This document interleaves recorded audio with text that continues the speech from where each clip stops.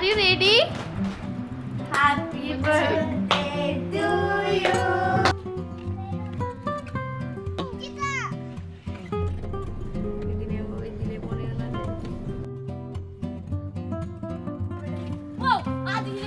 Tata, ജാസുണ്ട്. Hi hello അസ്സലാമു അലൈക്കും. എന്തൊക്കെയുണ്ട് വിശേഷം? ഇന്ന് രാവിലെ എണീച്ചപ്പോൾ കാക്ക ഞങ്ങളോട് പറഞ്ഞു കേട്ടോ, കാക്കയുടെ ഒരു പെങ്ങളുടെ വീട്ടിൽ പോകാമെന്ന്. പെങ്ങളെന്ന് വെച്ചാൽ കൊച്ചാപ്പാടെ മോളാണ്. കാര്യം 2-3 ദിവസമായി ഞങ്ങളത് പ്ലാൻ ചെയ്യണ്ടെങ്കിലും ഓരോ പ്രശ്നം മൂലം ഞങ്ങൾ മാറ്റി വെച്ചേക്കുമായിരുന്നു. ഇന്ന് ഫോൺ തോണ്ടണ കൂട്ടത്തിലാണ് അവരുടെ സ്റ്റാറ്റസ് കണ്ടത്. അവിടുത്തെ ഇളയ കൊച്ചിൻ്റെ ബർത്ത്ഡേ ആണ് ഇന്ന്. അപ്പോൾ അവൾക്ക് എന്തെങ്കിലും എൻ്റെ വക ഗിഫ്റ്റ് കൊടുക്കണമല്ലോ എന്ന് വിചാരിച്ച് ഞാൻ ഹാൻഡ് മെയ്ഡായിട്ട് ഉണ്ടാക്കുന്ന ഗിഫ്റ്റ് തന്നെ കൊടുക്കാമെന്ന് വിചാരിച്ച് ഒരു ബോ ഉണ്ടാക്കി കൊടുക്കും. ഡ്രസ്സ് തയ്ക്കാൻ ഏതായാലും സമയം ഉണ്ടാവില്ല. ആദ്യം ഞാൻ ബോ കുറേ ഉണ്ടാക്കിയിട്ടുണ്ടെങ്കിലും ഓരോ പ്രാവശ്യം ഉണ്ടാക്കുമ്പോഴും യൂട്യൂബ് റെഫർ ചെയ്യണം കേട്ടോ. അച്ചടും അമ്പടും കുറച്ച് അലമ്പായിരുന്നു. പിന്നെ ഞാൻ അവർ ഉറക്കി കിടത്തി. ഇത് കഴിഞ്ഞിട്ട് ഉറങ്ങിയിട്ടുണ്ടായില്ല. അതിൻ്റെ സിദ്ധാന്തമായിരുന്നു. എനിക്ക് നമ്മൾ കടയിൽ നിന്ന് മേടിച്ച റെഡിമെയ്ഡ് ഗിഫ്റ്റിനേക്കാളും ഇഷ്ടം എൻ്റെ കൈ കൊണ്ട് തന്നെ ഉണ്ടാക്കിയിട്ട് കൊടുക്കുന്നതാണ് കേട്ടോ. അതിപ്പോൾ ഡ്രസ്സായാലും എന്തായാലും എനിക്ക് തന്നെ ഉണ്ടാക്കുമ്പോൾ പ്രത്യേക ഇഷ്ടം തോന്നാറുണ്ട്. അതേ ബോ ഒക്കെ സെറ്റായിട്ടുണ്ട്. ഇനി ഗ്ലൂ കൊണ്ട് വെച്ച് ആ സ്ലൈഡിലേക്ക് ഒന്നും ഒട്ടിക്കേണ്ട താമസം. ഇപ്പം തന്നെ ഉച്ചയായിട്ടോ. കാര്യം ബോ ആണ് ഉണ്ടാക്കണമെങ്കിലും പിള്ളേരൊക്കെ മാനേജ് ചെയ്ത് ഉണ്ടാക്കി വന്നപ്പോഴേക്കും നല്ല ലേറ്റായിട്ടുണ്ടായി. ഈ പെങ്ങളുടെ പേര് ഷബാന എന്നാണ് കേട്ടോ. ഞാൻ ശബത്താത്താന്ന് വിളിക്കും. ഇനി മുമ്പോട്ട് പോകുമ്പോൾ പെങ്ങളെന്ന് പറയണ്ടല്ലോ എന്ന് വിചാരിച്ച് പറഞ്ഞതാണ്. ബോ എല്ലാം സെറ്റാക്കി എൻ്റെ കയ്യിലുള്ളൊരു ബോക്സിൽ തന്നെ ഞാൻ ഗിഫ്റ്റ് റാപ്പ് വെച്ച് പാക്ക് ചെയ്തു കേട്ടോ. ഇനിയിപ്പോൾ പോണ വഴിയിലൊന്നും ഇറങ്ങാൻ പറ്റില്ല, അതുകൊണ്ടാണ്. അല്ലെങ്കിലും ബോക്സിലൊക്കെ എന്താ കാര്യമല്ലേ, ആളുടെ കയ്യിൽ കിട്ടിയാൽ വലിച്ചെറിയാനുള്ളതല്ലേ. ഈ മുകളിൽ പിന്നെ ഞാൻ ക്ലിംഗ് റാപ്പ് വെച്ചൊന്ന് റാപ്പ് ചെയ്തിട്ടുണ്ട്. അതിൻ്റെ മുകളിൽ ഒരു ബോയും വെച്ച് കൊടുത്തു.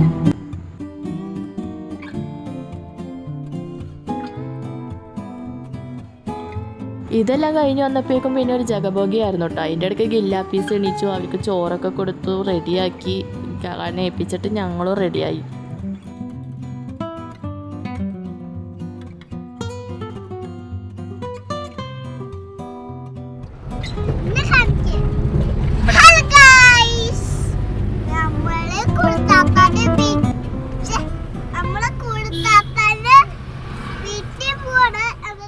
പോണ വഴിക്ക് പെട്രോൾ അടിച്ചപ്പോൾ എയറും കൂടി ഒന്ന് ചെക്ക് ചെയ്തതാണ്. കുറച്ച് ദൂരം ഓടാനുണ്ടല്ലോ. അത് പറഞ്ഞപ്പോഴാണ് ഈ ശബത്താത്താടെ വീട് എവിടെയാണെന്ന് പറഞ്ഞില്ലല്ലോ. കുഴിപ്പള്ളിയാണ് കേട്ടോ. ഒരു ബീച്ച് ഏരിയ ആണ് കേട്ടോ അത്. അതിൻ്റെ ത്രില്ലിലാണ് കുഞ്ഞ്. അവിടെ പോയാൽ എന്തായാലും ബീച്ചിൽ പോകാതെ വരാറില്ല. ബോ ഉണ്ടാക്കുന്ന തിരക്കിൽ ഞാൻ ചോറ് കഴിക്കാൻ പറഞ്ഞായിരുന്നു കേട്ടോ. വിശപ്പ് തുടങ്ങിയപ്പോഴാണ് ഓർത്തത് അയ്യോ ഞാൻ ചോറ് കഴിച്ചില്ലായിരുന്നു എന്ന്. പിന്നെ അതേ റോഡ് സൈഡിൽ കണ്ട ചൂട് കപ്പ വറുത്ത് മേടിച്ച് ഒരു ആശ്വാസത്തിന് കഴിച്ചു. നമ്മുടെ കൊച്ചിൻ എയർപോർട്ട് എത്തി. ഇവിടെ നിന്ന് ഇനി കുറച്ചും കൂടി ഉള്ളൂ കേട്ടോ വീട്ടിലേക്ക്. ഇവിടെ കുറേ സോൾജിയേഴ്സ് ഉണ്ടായി. നമ്മുടെ ഇന്ത്യ പാക്ക് യുദ്ധം നടന്നുകൊണ്ടിരിക്കുമല്ലേ, അതിൻ്റെ സേഫ്റ്റി പ്രമാണിച്ചാണോ എന്നറിയില്ല. കുറേ സോൾജിയേഴ്സ് അവിടെ നിൽക്കുന്നുണ്ടായി. നമ്മളിങ്ങനെ സുഖമായിട്ട് യാത്ര ചെയ്യാനും രാത്രി പേടിയില്ലാതെ കിടന്നുറങ്ങാനും എന്തിന് നമ്മൾ ജീവിച്ചിരിക്കാൻ തന്നെ കാരണക്കാരായ കുറേ സോൾജിയേഴ്സ് ഉണ്ടല്ലോ. അവർക്ക് വേണ്ടി നമുക്ക് ഒരു നിമിഷം പ്രാർത്ഥിക്കാം കേട്ടോ. കൂടെ യുദ്ധം പെട്ടെന്ന് തന്നെ അവസാനിക്കാനും. ഇപ്പോൾ കണ്ടത് ചെറായി ബീച്ചാണ്. അവിടെ എത്തിയപ്പോഴേക്കും പിള്ളേരൊക്കെ ഒന്ന് ഫ്രഷാക്കി ഉടുപ്പും മാറ്റി കൊടുത്തു. കറക്റ്റ് വീടിൻ്റെ ഫ്രണ്ടിലെത്തിയപ്പോൾ അവർ വിളിച്ചായിരുന്നു. ഞങ്ങൾ പറഞ്ഞു പറവൂര് എത്തിയിട്ടുള്ളൂ എന്ന്. അതിൻ്റെ ഷോക്കാട്ടോ ഇപ്പോൾ കണ്ടത്. ഇത് ശബത്താത്താടെ 2ാമത്തെ കൊച്ചാട്ടോ. പിന്നെ ഇവർക്ക് മൂത്ത ഒരു ബ്രദറും കൂടിയുണ്ട്. കുഞ്ഞിക്കാണെങ്കിൽ ഗിഫ്റ്റ് ഞാൻ കൊടുക്കാമെന്നും പറഞ്ഞ് ഭയങ്കര ഇതായിരുന്നു. ഇതാണ് കുടു, നമ്മുടെ ബർത്ത്ഡേ ഗേള്. ശരിക്കും പേര് നസീമ എന്നാട്ടോ. കുഞ്ഞിയുടെ one of the favourite cousins ആട്ടോ കുടു. കുടുവിടെ പുറകെ കാണുന്നതാണ് ശബത്താത്ത. വീഡിയോയിൽ വരാൻ അത്ര താല്പര്യമില്ല എന്ന് പറഞ്ഞു. എങ്കിൽ പിന്നെ ഞാൻ നിർബന്ധിച്ചോ ഇല്ല. വന്ന പാടെ കുഞ്ഞിക്ക് ഇടിയപ്പം വാരി കൊടുക്കും കേട്ടോ. കുഞ്ഞും പറയുന്നുണ്ട് വീഡിയോ എടുക്കണ്ടെന്ന്. കുഞ്ഞിക്ക് ഞങ്ങളുടെ വീട്ടിൽ നിൽക്കുമ്പോൾ ഫുൾ ബോറടി കേട്ടോ. ഇവിടെ പിള്ളേരൊക്കെ ഉള്ളതുകൊണ്ട് ഭയങ്കര ഹാപ്പിയായിരുന്നു. കുടുവാണെങ്കിൽ ഗില്ലാപ്പീസിനെ നിലത്ത് വെച്ചിട്ടില്ല കേട്ടോ. ഇതാണ് ശബത്താത്തയുടെ 2ാമത്തെ മോള്. പിന്നെ കുടുവിന് സർപ്രൈസായിട്ട് കേക്കൊക്കെ മേടിച്ച് വെച്ചിട്ടുണ്ടായി അവളുടെ ബ്രദർ. ടേബിളിലിരിക്കണം കേട്ടോ അവളുടെ ബ്രദർ. ഞാൻ ആദ്യം കേക്ക് ഉണ്ടാക്കി കൊണ്ടുവരാമെന്നാണ് വിചാരിച്ചത്. പിന്നെ ചൂടത്ത് ഇവിടെ എത്തുമ്പോഴേക്കും എന്തായാലും മെൽറ്റാവും. അല്ലെങ്കിൽ പിന്നെ തലേന്ന് ഉണ്ടാക്കിയിട്ട് ഞാൻ ഫ്രീസ് ചെയ്ത് കൊണ്ടുവരാറുണ്ട്. അതിനുള്ള ടൈമും കിട്ടിയില്ല. കുടു എല്ലാവർക്കും കേക്ക് കൊടുത്തോണ്ടിരിക്കുമ്പോൾ കുഞ്ഞ് ചെയ്യണ പണിയുണ്ടോ. കേക്കിലെ ചോക്ലേറ്റ്സ് എല്ലാം എടുത്ത് തിന്നുമായിരുന്നു. രാത്രി ഫുഡൊക്കെ കഴിച്ച് ഞങ്ങൾ കിടന്നുറങ്ങിയത് പിറ്റേ ദിവസം കേട്ടോ. ഇവിടെ വേറൊരു പെങ്ങളും കൂടി ഉണ്ട് ഞങ്ങൾക്ക്. അതായത് ശബത്താത്താടെ അനിയത്തി. ആ അനിയത്തിയുടെ പിള്ളേരുണ്ട് ഇവർ രണ്ടുപേരും. വീടിൻ്റെ ഫ്രണ്ടിൽ നിന്നിട്ടുള്ള വ്യൂ അടിപൊളിയായിരുന്നു, ഒരു രക്ഷയുണ്ടായില്ല. രാവിലെ ആയതുകൊണ്ട് അധികം വെയിലിന് ചൂടും ഉണ്ടായില്ല. പുഴയും അതിനോട് ചേർന്ന് തന്നെ ഒരു ചെമ്മീൻ കെട്ടും ഉണ്ടായിട്ടോ. ഉച്ചയായപ്പോഴേക്ക് നല്ല ചൂടായിരുന്നു, എങ്കിലും ഞങ്ങളൊന്ന് നടന്നിട്ട് വരാമെന്ന് വിചാരിച്ചു.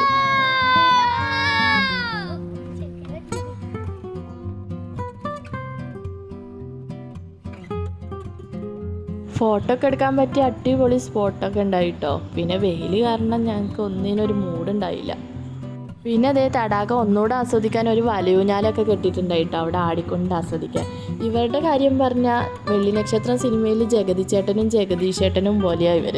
ഒരാൾ ചിരിക്കുമ്പോൾ ഒരാൾ കരയും, ഒരാൾ കരയുമ്പോൾ ഒരാൾ ചിരിക്കും. പിന്നെ അത് എല്ലാം കഴിഞ്ഞ് വീട്ടിൽ പോകാമെന്ന് വിചാരിച്ചപ്പോൾ അതേ തണലത്ത് ഒരു വഞ്ചി കിടക്കണേ. എങ്കിൽ പിന്നെ അതിലും കൂടി ഒന്ന് കയറാമെന്ന് വിചാരിച്ചു. കെട്ടിയിട്ടേക്കണ വഞ്ചി കേട്ടോ, നീങ്ങി പോകത്തൊന്നുമില്ല.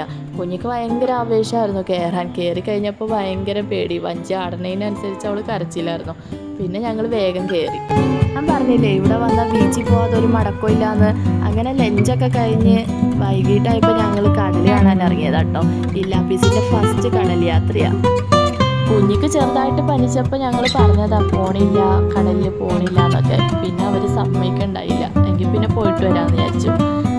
സൺസെറ്റ് ആവാറായി. നല്ല രസം ഉണ്ടായിട്ടോ ഈ ടൈമിൽ.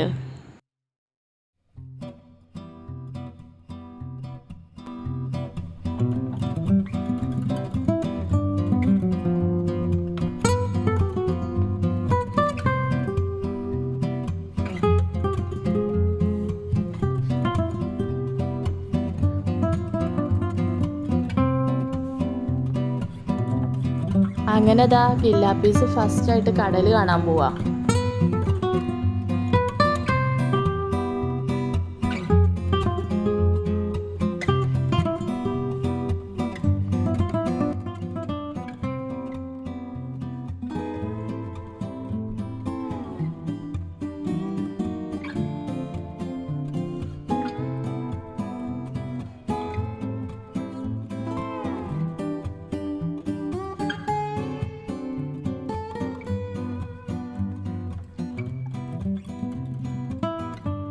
അന്നപ്പോഴുള്ള ആവേശമൊന്നും ഉണ്ടായില്ല കേട്ടോ ഗില്ലാപ്പീസിന്.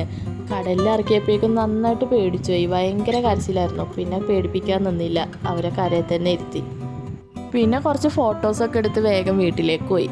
വീട്ടിലെത്തിയ പാടെ ഫ്രഷായി ഇതേ ഡ്രസ്സൊക്കെ ചേഞ്ച് ചെയ്ത് ഗില്ലാപ്പീസിനുള്ള ചോറ് കൊടുക്കും കേട്ടോ. പിള്ളേരെല്ലാവരും സൈഡായിട്ടുണ്ട് കേട്ടോ. ഓടിക്കളിച്ച് ഭയങ്കര ക്ഷീണമായിരുന്നു. എനിക്കാണെങ്കിൽ ചെറിയ പനിക്കോളുണ്ടായി എന്ന് പറഞ്ഞല്ലോ. എനിക്ക് പേടിയായിരുന്നു ഇനി കടലിൽ കൊണ്ടുപോയിട്ട് പനി കൂടുമെന്ന്. ഭാഗ്യത്തിന് പിന്നെ ഒന്നും ഉണ്ടായില്ല കേട്ടോ. ഇത് പിറ്റേ ദിവസം കേട്ടോ. കുടു പറഞ്ഞ് നമുക്ക് മീൻ പിടിക്കാൻ പോയാലോ എന്ന്. ഞാനിതുവരെ മീൻ പിടിക്കണമെന്നും കണ്ടിട്ടില്ല. അതുകൊണ്ട് ഞങ്ങൾ വേഗം ചാടി ഇറങ്ങി. സത്യത്തിൽ കുടുവിന് ഫസ്റ്റ് തന്നെ ഒരു കരിമീൻ കിട്ടിയതായിരുന്നു. ഞാൻ വീഡിയോ എടുത്തില്ല എന്നും പറഞ്ഞ് അവൾ വെള്ളത്തിലേക്ക് ഒന്നും കൂടി ഇട്ട് ആക്ഷൻ കാണിക്കാമെന്ന് പറഞ്ഞു. വെള്ളത്തിലേക്ക് ഇട്ടതും അത് അതിൻ്റെ പാട്ടിന് പോയിട്ടോ. പിന്നെ അവൾക്ക് ഭയങ്കര വിഷമമായി കേട്ടോ. ഇതാണ് ഞങ്ങളുടെ ജാസു ഗില്ലാപ്പീസിനെ ഉറക്കിയതായിരുന്നു. ഞങ്ങൾ വന്നപ്പോഴേക്കും ഗില്ലാപ്പീസ് എണീച്ചു. പിന്നെ അതേ ഈ വീട്ടിൽ പട്ടിയുള്ള കാരണം ഒരു ധൈര്യത്തിന് ബാബാനെ വിളിച്ചുകൊണ്ട് വരിക കുഞ്ഞി. നമ്മൾ ഇന്നലെ ഊഞ്ഞാലൊക്കെ ആടിയില്ലേ, അത് ഇതേ അക്കരയാട്ടോ. കുടുവിൻ്റെ മുഖത്തെ വിഷമം കണ്ടോ. കിട്ടിയ മീനിയാണെങ്കിൽ വീഡിയോ എടുത്തില്ല എന്നും പറഞ്ഞ് പുഴയ്ക്ക് തന്നെ ഇടുകയും ചെയ്തു. വേറൊരെണ്ണത്തിനെ കിട്ടണോ ഇല്ല. എങ്കിലും അവൾ പരിശ്രമിച്ചുകൊണ്ടേ ഇരിക്കുമായിരുന്നു കേട്ടോ. ഞാൻ മടുത്തായിരുന്നു സത്യത്തിൽ.